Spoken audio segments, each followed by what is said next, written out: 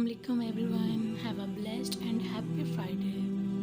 By the grace of Allah Almighty, Ramzan का पहला जुमा आप सबको बहुत बहुत मुबारक हो।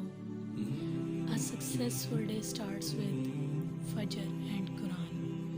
बेशक एक कामयाब दिन नमाज फजर और कुरान से ही